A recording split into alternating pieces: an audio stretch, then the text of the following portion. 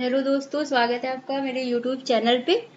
कि हम लोग साइंस पढ़ रहे हैं और हमारा अब फिजिक्स जो है बहुत ही जल्दी कंप्लीट होने वाला है। मैंने आपको बहुत सारे टॉपिक कंप्लीट करा दिए हैं, आप इतना ही पढ़ लीजिएगा, आपको फिजिक्स के जो भी क्वेश्चन आएंगे इसी में से आपको जरूर मिल जाएंगे।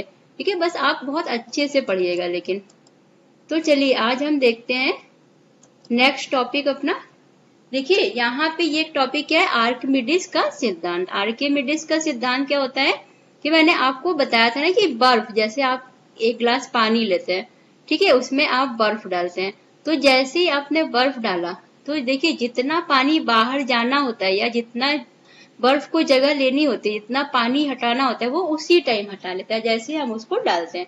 ऐसा नहीं है कि वो पिघलने के बाद अपनी जगह लेता है। जैसे आपने बर्फ को डाला तो वो अपना जगह ले लेता है, उसके बाद जो है वो पिघलेगा तो उससे पानी का स्तर न तो बढ़ेगा न तो कम होगा। ठीक है, तो ये क्या होता है, यही आर्किमिडीज ने कहा था। आर्किमिडीज ने क्या कहा था कि जब कोई वस्तु किसी द्रव में पूर्ण या आंशिक रूप से डूबी हो तो उस पर एक उत्प्लावन बल कार्य करता है जो वस्तु के द्वारा हटाए गए द्रव के बराबर होता है। ठीक है, इसका मतलब क्या हुआ कि जब देखिए जैसे आपने इस वस्तु को, बर्फ को, जैसे ही आपने इसमें डाला पानी में, एक गिलास पानी में, तो इसके नीचे से एक इसके ऊपर बल लगता है, तभी तो आप देखिए तुरंत डूब जाता है क्या? बर्फ तुरंत डूबता है? नहीं डूबता।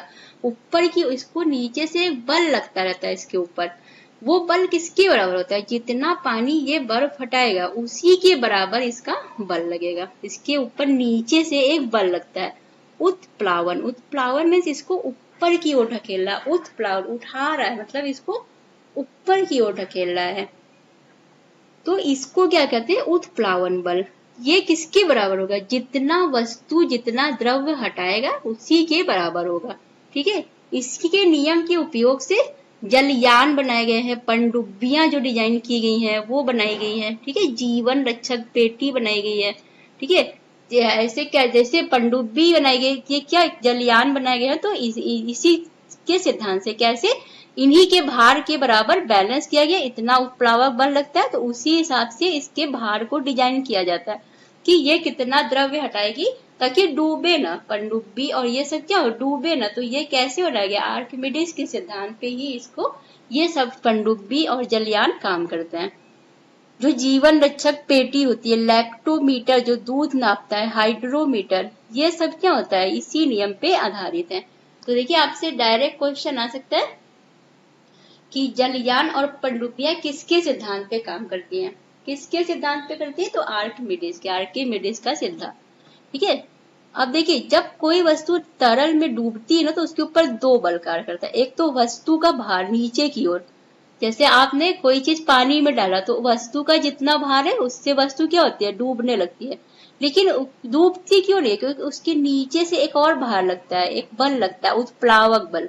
उत्प्लावन बल क्या होता है? इसे ऊपर की ओर ढकेलता है। ठीक है, इससे क्या होता है कि अगर वस्तु, देखिए अब वस्तु का भार बहुत ज्यादा है और उत्प्लावन बल इधर से लग रहा है, लेकिन वस्तु का भार ज्यादा है तो वस्तु उत्प्लावन बल उसको उठा नहीं पाएगा, वो क्या होगी? डूब जाएगी। ठीक है, तो क्या होगी? वस्तु डूब जाएगी। तो अगर देखिए वस्तु डूबती कब है? जब उसका भार उत्प्लावन बल से ज्यादा हो। अगर उसका भार ज्यादा है तो वो वस्तु डूब जाएगी। इसीलिए देखिए जब ये सारी चीजें बनाई जाती है ना, जलयान और पनडुब्बियां, तो ऐसे डिजाइन की जाती है कि ये जितना पानी हटाए, जैसे जब पनडुब्बी गई तो इसका भार उतना ही रखा जाता है ताकि ये डूबे ना। ठीक है, ये डूब ना जाए। अगर भार ज्यादा हो जाएगा, मान लीजिए इसने जितना पानी हटाया डालने पे उससे ज्यादा इसका भार है तो ये डूब जाएगी। ठीक है, तो ऐसे डिजाइन किया जाता है कि इसका भार जो है बैलेंस हो, कम भार हो, जितना ये पानी हटाए उतना ही भार हो, इसीलिए ये क्या होगी?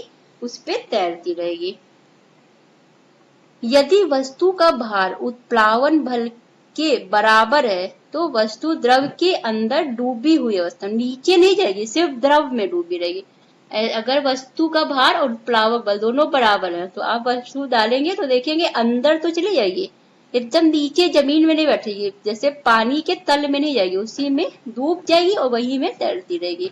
ठीक है, और यदि वस्तु का भार उत्प्लावन बल से कम है तो उसका कुछ हिस्सा द्रव के अंदर रहेगा और कुछ जो है बाहर रहेगा। वस्तु तैरेगी। ठीक है, और अगर एक लकड़ी के टुकड़े को पानी के नीचे पकड़कर रखने पे उस पर कितना उत्प्लावन बल लगेगा? उत्प्लावन बल बराबर होगा। ठीक है, अगर पानी के नीचे आपने पानी में लकड़ी डुबो दी और पकड़े हुए हैं आप, छोड़ा नहीं है कि डूब गई है ना, तो ऊपर तैरा, आप पकड़ के वहीं पे रखे हुए, तो इसका मतलब क्या है कि दोनों बल और उत्प्लावक बल और भार जब बराबर है दोनों का। ठीक है, लकड़ी जब किसी पिंड को द्रव में डुबाया जाता है तो उस पर कौन सा बल कार्य करता है? उत्प्रेक्ष बल बोलिए चाहे उत्प्लावन बल, दोनों सेम है। ठीक है, उत्क्षेप बोलिए या प्लावन, और उसका भार, दोनों काम करते हैं। अभी हमने बताया आपको, जब भी वस्तु आप पानी में डालेंगे तो उस पे एक पानी यहाँ नीचे से एक बल लगाएगी कि इसको ऊपर की ओर ठेल दे, लेकिन अब वस्तु का भार जो है ऊपर से इसके ऊपर बल लगाएगा कि नीचे की ओर जाओ। ठीक है, तो दोनों बल लगाएंगे ऊपर नीचे। अब जो जीत जाएगा, अगर मान लीजिए बल ये नीचे वाला बल जीत गया तो पानी ये वस्तु ऊपर चढ़ेगी, और ऊपर वाला बल जीत गया तो पानी और वस्तु जो है द्रव में डूब जाएगी। बस सीधा से जो बलशाली है वही काम करेगा। अब अगर ये बलशाली बल इसका भार बलशाली है तो ये इसको डुबा देगा, इसका अगर बल ज्यादा है तो ये इसको ऊपर ठेल देगा। बस सिंपल सी बात याद रखनी है आपको, बहुत आसान है। देखिए अब चुंबक पढ़ लेते हैं। चुंबक, अनुचुंबकीय पदार्थ क्या होते हैं? अनुचुंबकीय पदार्थ वे पदार्थ होते हैं जो कि चुंबकीय क्षेत्र में रखे जाने पर क्षेत्र की दिशा से मामूली से चुंबकित होते हैं, मतलब चुंबकीय गुण नहीं होता, मतलब थोड़ा सा चुंबकित होंगे। अनुचुंबकीय मतलब जिसमें चुंबकीय गुण नहीं है, वो थोड़ा सा चुंबकीय होंगे, तथा किसी शक्तिशाली चुंबक के सिरे के समीप लाए जाने पर आकर्षित होते हैं। इसका उदाहरण जैसे platinum, sodium, potassium, oxygen, aluminium, manganese, chromium, ये सब क्या है? अनुचुंबकीय पदार्थ है। देखिए अब ये क्वेश्चन आ जाता है कि कभी कभी क्या होता है ना कि ऐसे जब पेपर थोड़ा सा टफ बनाना हो तो ऐसे पदार्थ दे देता है कि सोडियम कौन सा है, चुंबकीय है कि अनुचुंबकीय। अब आप देखिए सीधा सीधा आपको पता चल रहा है सोडियम क्या है। सोडियम आप चुंबक लगाएंगे तो चिपकेगा क्या? सोडियम सीधा, जितने भी देखिए मैग्नीज है, एल्युमिनियम है, ये सब, एल्युमिनियम में अभी आप चुंबक से लगाएंगे नॉर्मली, आप सोचिए तो क्या चिपकेगा? ये उसके तरफ नहीं जाएगा, चिपकेगा नहीं, तो ये क्या है? अनुचुंबकीय पदार्थ है। लौह चुंबकीय पदार्थ क्या होते हैं? जो कि आकर्षित हो, तेजी से आकर्षित चुंबक की तरफ हो, जैसे लोहा। अभी देखिए लोहा चुंबक से तुरंत चिपक जाता है, तो आपको ये याद तो थोड़ी रखना है, तो आप नॉर्मल से समझ जाएंगे क्या अनुचुंबकीय क्या चुंबकीय। जब भी लोहे के पास आप चुंबक ले गए होंगे कभी, हमेशा बचपन में आपने किया होगा, खेला होगा, चुंबक लाके लोहे में चिपकाया होगा। कोबाल्ट, निकेल, ये सब क्या होता है? चुंबकीय पदार्थ है। प्रति चुंबकीय पदार्थ क्या होते हैं? वे पदार्थ जो कि चुंबकीय क्षेत्र में रखे जाने पर क्षेत्र के विपरीत दिशा में मामूली से चुंबकित होते हैं। ठीक है, जैसे चांदी, सोना, जिंक। ये देखिए अनुचुंबकीय क्या थे? ये जो थे वो चुंबकीय क्षेत्र में लाने गए क्षेत्र की दिशा में, जिधर चुंबकीय क्षेत्र है वहां पे मामूली से वो आकर्षित होते हैं। ठीक है, चुंबकीय। लेकिन जो प्रति चुंबकीय है वो विपरीत दिशा में जाते हैं, प्रति चुंबकीय। ठीक है, सब ये ध्यान रखिएगा आप, यहाँ पे दोनों में कंफ्यूज मत होइएगा, दोनों थोड़ा सा ही विक्षेपित होते हैं, लेकिन ये अनुचुंबकीय जिस दिशा में चुंबकीय क्षेत्र है उस दिशा में होगा, और प्रति चुंबकीय उसके विपरीत दिशा में होगा। बस इतना सा चीज ध्यान रखिएगा। देखिए जैसे चांदी, सोना, जिंक, जल, हाइड्रोजन, कॉपर, हीरा, वायु, नमक, ये सब क्या आते हैं? ये सब विपरीत दिशा में अनुचुंबकीय चुंबकीय होते हैं। किसी चालक तार में विद्युत धारा प्रवाहित करने पर इसके चारों ओर चुंबकीय क्षेत्र उत्पन्न हो जाता है। ठीक है, कोई भी चालक तार है, जब उसमें आप करंट देंगे उसके चारों ओर क्या होगा? चुंबकीय क्षेत्र। जैसे कि आपने देखा होगा कि करंट जो होता है ना, जैसे उसके तक करंट जहाँ पे होता है ना चुंबकीय क्षेत्र जहाँ पे, तो आप देखेंगे थोड़ा दूर से करंट लग जाता है ना, दूर तक भी करंट आता रहता है, वो चारों ओर क्या होता है? चुंबकीय क्षेत्र उत्पन्न हो जाता है। ठीक है,